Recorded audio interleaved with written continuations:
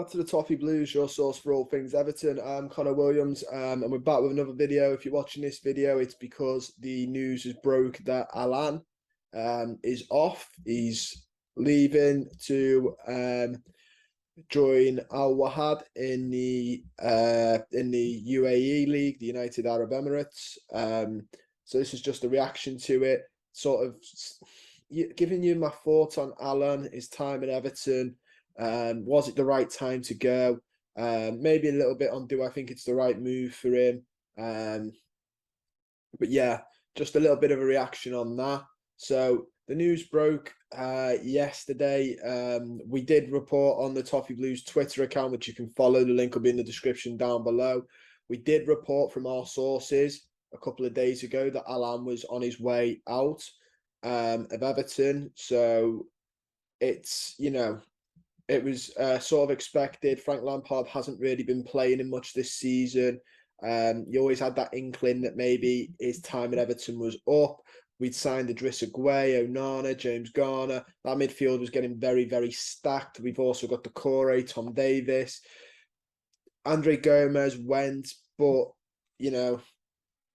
very, very interesting to see what happened in terms of Allan. He's signed for Al Wahda on a 2-year contract. So then they've probably, and we think on an assumption that they've probably paid off the rest of his contract. Listen, I really like Allan. I think he's a good player, or was a good player, is a good player. I think he did well under Carlo Ancelotti in the Premier League. I think he did very well in the Serie A when there were his best times of his career. But I think he did all right in the Premier League. He played 24 games for Ancelotti in 28 games last season. And I think he did very, very well. I think he was a general. He was like a terrier. He just got after everything. And he was great to see. I thought defensively he was solid. He could dribble with the ball, which is a bit unusual for a defensive midfielder. He attempted 49 dribbles, 31 of them were successful. So that's, more than half of his thingy. His attempted dribbles were successful. Attempted 80 tackles, won just over half of them. 23 clearances, 19 interceptions for the first season under Carlo. His passing and that, total passes were okay. They weren't forward. He wasn't one of those that's going to break down the attack with a deadly through ball. Sky Sports took the mick out of him, didn't they, once, because he had like 3 passes and they were from the penalties, from the kickoff spot. He's not that type of midfielder. Last season, again, 31 dribbles attempted, 21 of them successful. Attempted 74 tackles, won 44 of them, so just over half again won.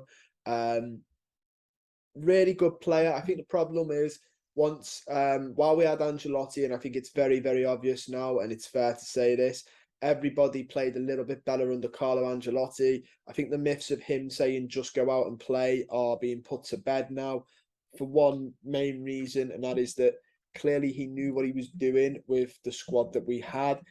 Dominic Calvert-Lewin was in a really good bit of form. Richarlison was in a good bit of form.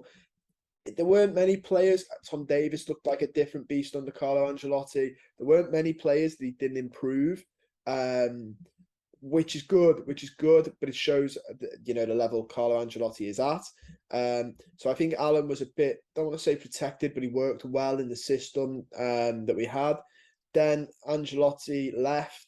Allan last season, I think, was just run ragged. I think he was tired. He played a lot of games, ran a lot of miles.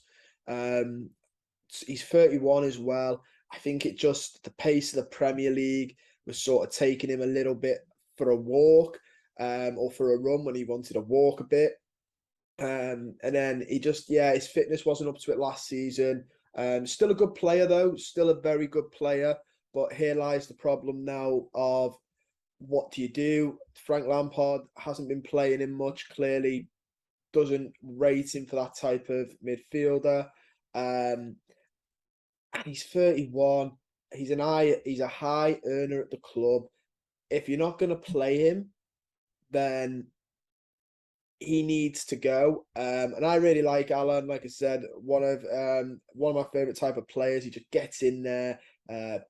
People like to call him a general. I think he's more like a terrier. He just absolutely rabs at everything. Fantastic player to watch.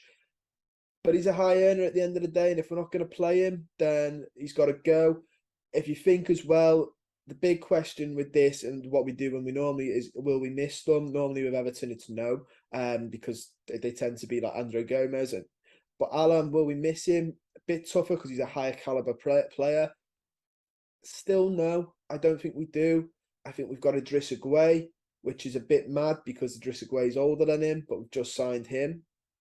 We've got Onana, who I'm going to say is more the Allan mould. I don't think Allan was the Gueye role where he just sits in front. I think he likes to get out and pressure people.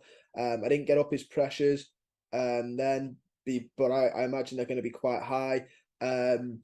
So I think Onana is more that Allan type of player, and then you have like Tom Davis or Iwobi, who's the creative player. Allan's not going to be a creative one of the three midfielders. So he was never going to challenge the likes of Iwobi, but he might challenge that Onana, Tom Davis, the Core spot. And there, I've mentioned three midfielders. I think he's probably better than Tom Davis, to be honest. He's probably even with the Core, and he's probably a little bit better than Onana in the terms of he's older and more experienced.